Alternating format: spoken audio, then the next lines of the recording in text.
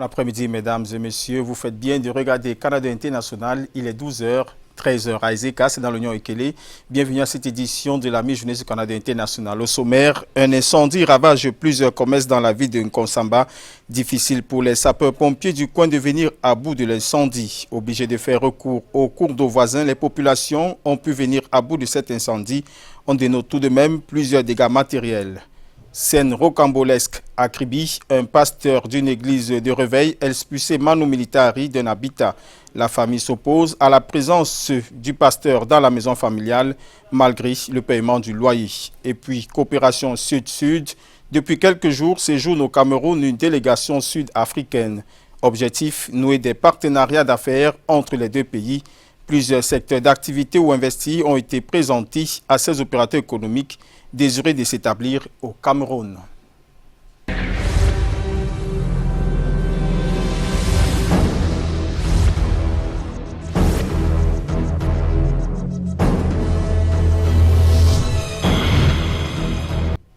Une fois de plus, bon après-midi, mesdames et messieurs. Ouvrons cette édition de la mi-journée sur Canada International avec cet incendie qui a ravagé plusieurs commerces en Nkonsamba. Face à cette montée des flammes, l'action des sapeurs-pompiers n'a pu être efficace. Le recours aux cours d'eau voisins a permis de venir à bout des flammes. C'est le récit de Vanessa Kamdemula.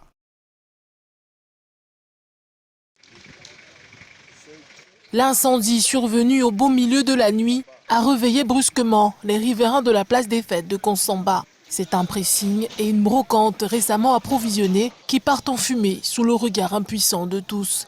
Quand j'ai vu le feu jaillir dans ma chambre, je n'ai pas compris, je n'ai pas vu d'où le feu venait. C'est là que ma fille vient m'appeler, maman, regarde. En regardant, tout était...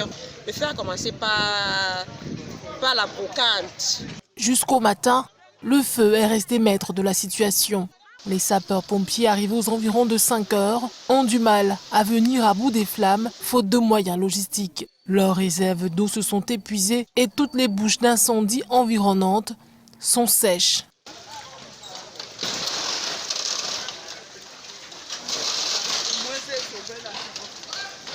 Il a fallu finalement user d'une motopompe pour recueillir de l'eau dans un ruisseau avant d'éteindre le feu qui a fait des dégâts matériels évalués en dizaines de millions de francs CFA. Toujours dans le registre des faits de société, un spectacle hors du commun a lieu au quartier Newton à Kribi. Une mise en scène, une église de réveil et les membres d'une famille dont le domicile héberge l'église. Certains membres de la famille s'opposent à la présence du pasteur dans la maison familiale. Cependant, la veuve, elle, avait déjà perçu 400 000 francs d'avance de loyer. Mécontents, les enfants décident d'expulser le pasteur manu militari. Monique Naoussi et Moussa Tako pour plus de détails. Depuis dimanche dernier, la famille Mba dit Akom s'offre en spectacle au quartier Newton à Kribi. Ce qui se passe, c'est que le père est mort. Et quand le père meurt, au village, Simo et sa sœur ont détourné le corps de mon père au point où la veuve, qui est ma mère et qui est leur mère, n'a pas pu assister à l'enterrement. Je parle d'affaires de maison aussi. Je sais. 2 jours que nous sommes venus, Simo arrive à trouver que la mère, pour survivre, pour subvenir à ses besoins, a mis cet immeuble en location à raison de 50 000 francs le mois. Elle a perçu une somme de 400 000 francs.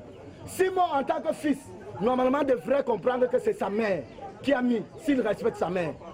Mais comme lui, il a une envie incessante de ravir tous les biens de la famille, il a décidé de porter plainte à la mère.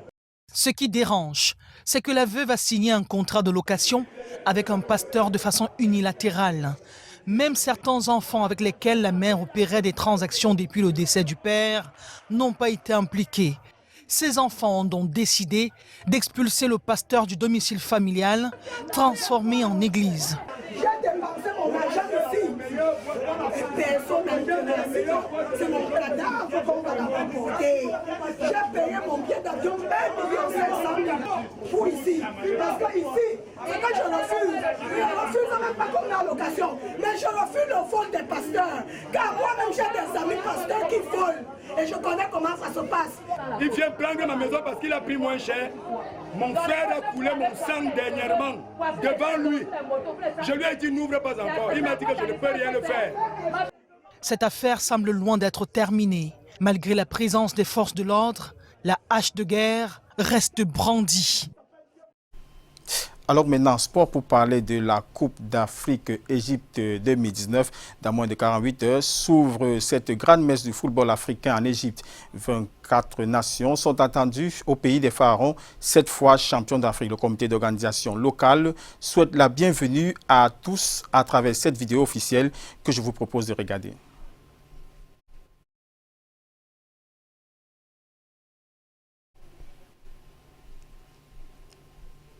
Malheureusement, nous n'aurons pas cette vidéo. Allons maintenant à Yaoundé, où nous attend Karel Mezatia, qui, à travers Brand Kamga, nous parlera de ce nouvel équipementier de l'équipe nationale camerounaise.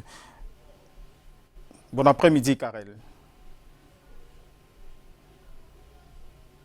Madame, Messieurs, bon après-midi. Vous l'avez dit, on reste en sport et on va évoquer l'activité relative au nouvel équipementier des maillots des Lions indomptables d'ici quelques instants. Mais avant, intéressons-nous à cette autre actualité sportive. David Anag Tonier, nommé le 12 juin dernier directeur du tournoi du CHAN et de la CAN 2021 du comité local d'organisation de deux compétitions, a été installé hier dans ses fonctions, tout comme les deux directeurs adjoints, Marie-Chantal Bitier-Manang et David Ojong. Les trois hommes et femmes sont des habitués de l'organisation de grands événements sportifs. Le directeur Anak Tonier, titulaire d'un doctorat en sciences des activités sportives et un ancien secrétaire général du ministère des Sports. Il est expert consultant en management des événements sportifs et admin des Lions. Quant à Madame Bitier, professeure d'anglais de lycée et ancienne sportive et directeur adjoint du tournoi de la CAN féminine 2016. David Ojong, deuxième adjoint et secrétaire général du comité national olympique et sportif du Cameroun. Le ministre des Sports a indiqué au cours de cette installation le cahier de charge de la direction des commissions CHAN 2020 et CAN 2021. Je vous propose d'écouter Narcisse Mouele-Kombi. Il s'exprime au micro de Lionel Capfeu. Il s'agira principalement de jouer le rôle d'interface entre le COCAN 2021 et la Confédération africaine de football, tout en veillant à la bonne exécution des décisions du COCAN 2021. Supplémentairement, elle veillera à proposer au COCAN toutes mesures nécessaires au bon déroulement. La direction du tournoi, dont les règnes vous sont confiées, doit coordonner la mise en place des activités qui, essentiellement, pourront permettre de réaliser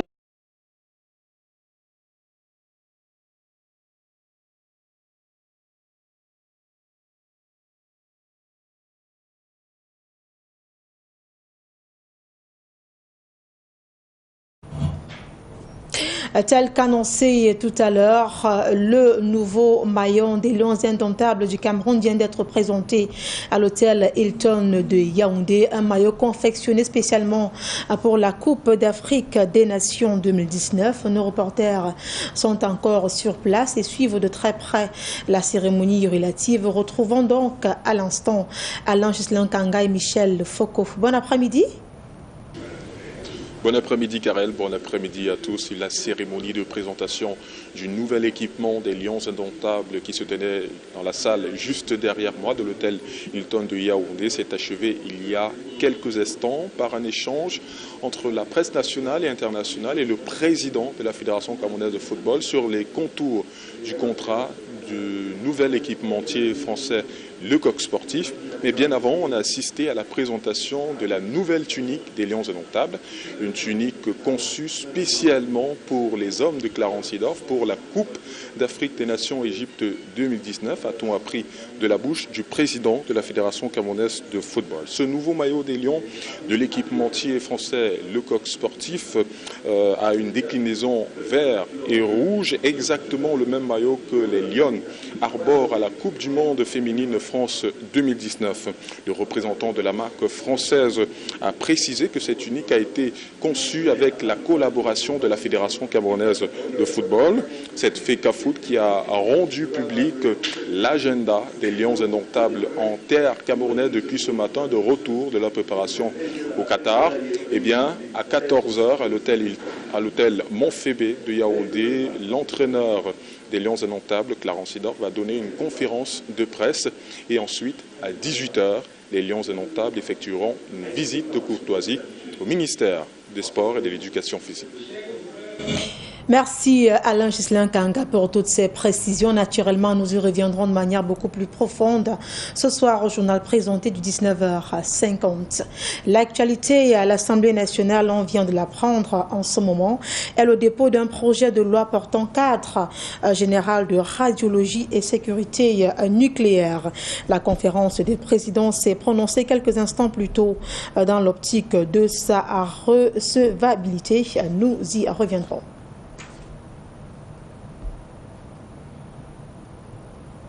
Célébration en différé des archives nationales. Le siège de Yaoundé accueille depuis hier des exposants de divers secteurs de la vie nationale.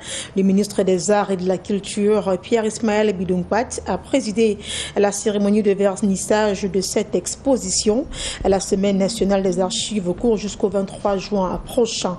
Sur les contours de la numérisation des archives nationales du Cameroun, je vous propose d'écouter la directrice des archives, Esther Olembe. Elle est au micro de Bran Kamga et Hubert Nouché. Le deuxième volet de notre Semaine internationale des archives va porter sur le développement des technologies de l'information et de la communication qui, comme vous le savez, génèrent une masse importante de documents. Et ces documents doivent également être conservés. Et contrairement aux documents papier, le document numérique est très instable. Il s'agit donc pour nous, pendant cette semaine, de réfléchir autour d'une table ronde avec toutes les institutions partenaires qui travaillent dans le domaine des TIC sur une plateforme commune qui va nous permettre de conserver l'archive numérique. De compétences aux collectivités territoriales décentralisées, la commune de Lac-d'Eau bénéficie du tout premier contrat plan État-commune. L'État met ainsi près de 5 milliards à la disposition de cette municipalité pour financer les projets prioritaires. Bran Kamga et Hubert Nouché, une fois de plus. Grâce à son barrage, son débarcadère et son périmètre irrigué, la commune de Lac-d'Eau dans la région du Nord est la première bénéficiaire du contrat plan État-commune. C'est un contrat de 4,8 milliards de francs CFA pour le financement de 2 projets majeurs dont l'électrification et l'assainissement de la voirie sur une période de 3 ans. Avec l'électrification de 16 localités, nous passons d'une couverture énergétique actuelle de 7% à 16%. Avec la réhabilitation de la voirie et le bitumage de 5 km des artères de la voirie, tous ces ouvrages d'assainissement viendront donc mettre une population des citoyens de la ville de Lac-d'Eau à vivre dans des conditions très bonnes. Le projet de contrat est examiné et validé. La convention de financement signée ce 18 juin à Yaoundé entre l'État représenté par le Minepat et la commune de Lac-d'Eau avec une feuille de route bien définie. Ces projets doivent être d'abord inscrits dans les plans communaux de développement et faire l'objet d'une inscription dans les cadres de dépenses à moyen terme pour garantir naturellement les inscriptions budgétaires, les disponibilités financières et surtout veiller à ce que l'impact attendu par les populations soit l'objet principal de cette activité. Ce tout premier contrat plan, consacré par la loi de 2004 sur les règles applicables aux communes, promeut ainsi le développement local. Ce transfert de compétences et de ressources de 4,8 milliards à Lac-d'Eau sera évalué fin 2022. Objectif de développement durable, le Cameroun prépare sa participation au Forum mondial et relatif. La validation stratégique du rapport d'examen national volontaire a eu lieu hier au ministère de l'économie, de la planification et de l'aménagement du territoire. C'était en présence de Bran Kamga et Hubert Nouché. Pour une meilleure mise en œuvre des objectifs de développement durable, le rapport d'examen national volontaire du Cameroun est validé depuis ce 18 juin. Axe prioritaire, l'intériorisation des projets sociaux de base. Ça commence par l'éducation, au primaire, au secondaire et au supérieur. Ça touche également les différentes couches sociales pour que l'appropriation puisse être une réalité. La deuxième chose, nous comptons mettre un accent particulier sur la mobilisation des ressources pour la conduite des missions attachées aux objectifs de développement durable. L'appareil statistique doit être renforcé à cet effet et le parcours du Cameroun vers l'atteinte des 17 ODD vers 2030 prévoit le plan de travail et le rapport de mise en œuvre qui seront présentés au Forum politique de haut niveau sur le développement durable. C'est très important qu'on prenne en compte ces résultats pour pouvoir aussi mieux s'adresser aux problèmes et au but final qui est un développement durable, un développement soutenable et surtout inclusif. Donc le motto c'est laisser personne de côté et je pense que c'est vraiment le mot-clé pour le Cameroun, s'assurer que le développement a des retombées qui sont senties par tout le monde. La finalité étant, suivant le thème du forum à venir aux Nations Unies, d'autonomiser les gens et d'assurer l'inclusivité et l'égalité. C'est ce sur quoi travaille actuellement le ministère de l'économie, de la planification et de l'aménagement du territoire avec les partenaires au développement. De l'économie en société, depuis la fin de l'année scolaire, les activités tournent au ralenti dans le secteur, alors pour les acteurs du secteur informel. Les élèves déjà en congé sont devenus de véritables concurrents pour ces commerçants et ces derniers tirent le diable par la queue, comme vous allez le voir dans ce reportage que signent Sorel Mbo et Luc Mbondo. Le visage de la ville de Yaoundé transformé depuis l'entame des vacances. À la place des élèves en tenue, ce sont désormais les jeunes commerçants qui abondent les rues. Et l'absence des élèves se fait ressentir dans les caisses des taximens. Pour avoir même la recette présentement, ce n'est pas évident. Il faut même parfois contourner toute la ville avant d'avoir la recette. Et parfois même tu rentres le soir, tu comptes ton argent, ça ne donne pas. Parce que déjà, il y a peu de gens en route et déjà, comme c'est pendant les vacances, c'est devenu très dur. Comme les taximens, les commerçants auprès des écoles accusent également le coût. Les vacances sont versés dehors. Non, on ne voit pas clair. Non, on se bat seulement pour s'en sortir. Mais pour le moment, ça va aller. Les vacances se déroulent plutôt bien chez les vacanciers, eux qui sont à la quête des revenus. Certains de ces élèves qui n'ont pas encore pris le chemin des congés sont encore en plein examen. C'est le cas par exemple pour ceux qui frappent à la porte des classes de terminale. Ils composent donc l'examen du probatoire et dans le département du Bameki, Mantui plus précisément, les élèves ont répondu présents. Malgré les nombreux présents, 9 sont aux abonnés absents. Sorel Mbo est notre correspondant. A été abordable. Quand on peut dire que nos professeurs nous ont donné la totalité de ce qui est venu dans cette épreuve. Et lorsque la première épreuve est passée, nous pouvons dire que nous avons reçu notre examen à 100%. Nous venons tous de finir la première épreuve et je me sens à l'aise puisque j'ai bien composé. J'espère que j'atteins un bon résultat en fin d'année. En ce qui concerne les statistiques, nous avons un centre de 372 élèves, donc 218 filles. 222 garçons, 150 filles. Après la première épreuve, nous avons enregistré 9 absents, donc 4 garçons et 5 filles. Vous avez donc pu voir la réaction des responsables d'établissement et des élèves qui sont plutôt enthousiastes. Et la suite du 13h, c'est avec vous du côté de Douala, Robert Charlitok. Merci Karim Ezatia. Nous allons poursuivre avec l'enseignement supérieur, 6e au classement général sur les 19 institutions présentes aux Jeux universitaires de Tchang et 4e des universités d'État. L'université de Ngaoundéré vient de célébrer sa moisson aussi, ainsi que ses ambassadeurs à la place de l'université. C'était au terme d'une cérémonie qui a également servi de cadre au lancement des préparatifs de la 23e édition qui se déroulera à la maison. Plus de précisions avec Eringeli. La 23e édition des Jeux universitaires se déroulera à l'université de Ngaoundéré.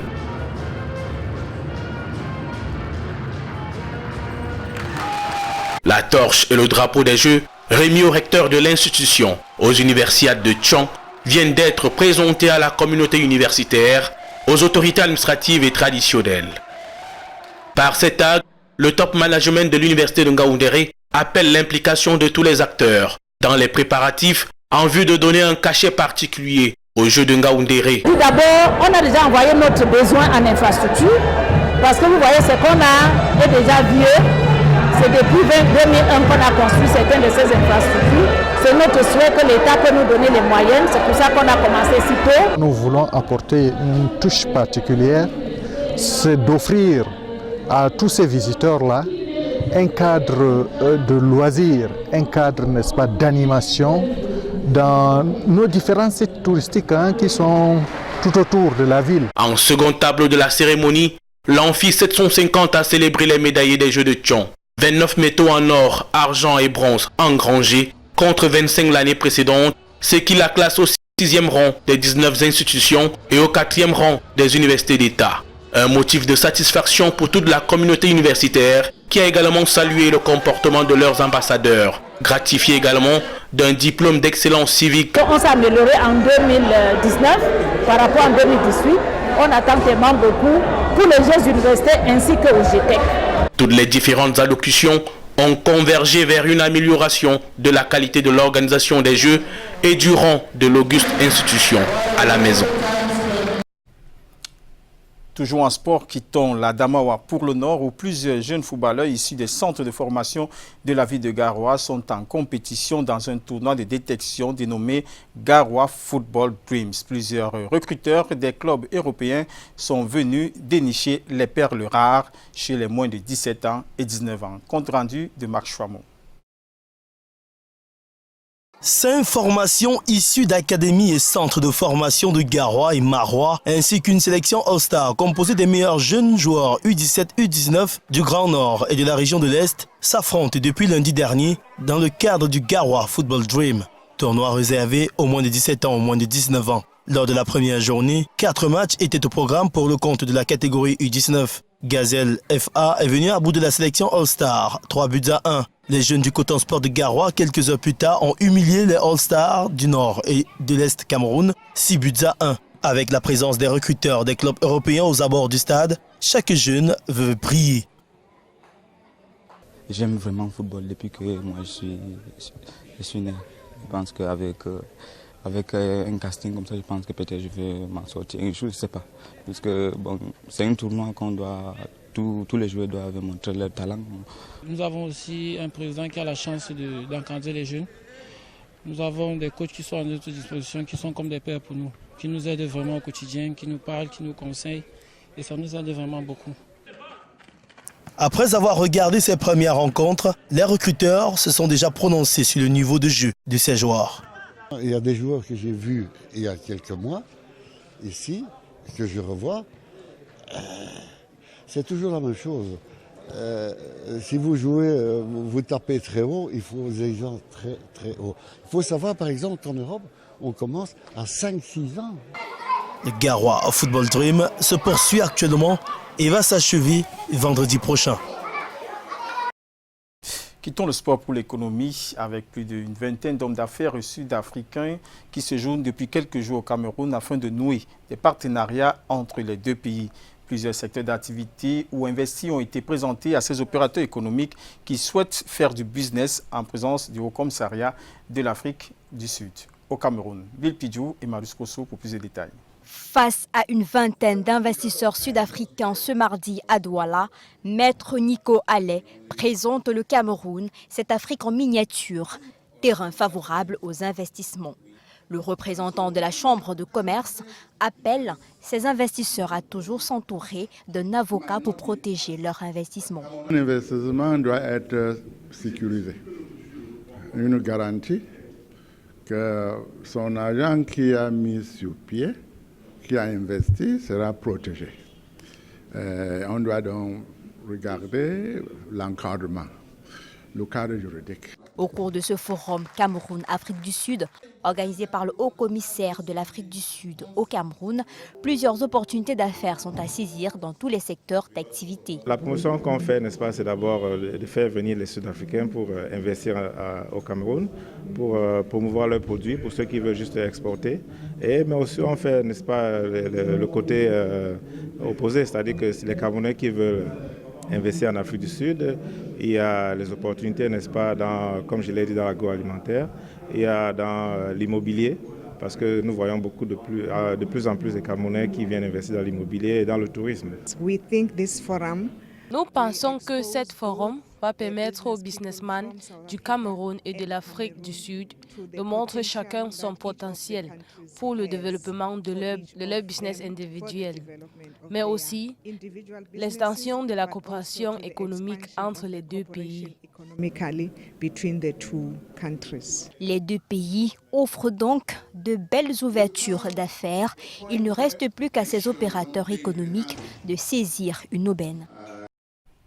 Parlons d'économie formelle pour dire qu'ils sont deux, passionnés par la vente des noix de coco. Cédric et Alain sont deux jeunes Camerounais qui résident dans l'arrondissement de Penka-Michel.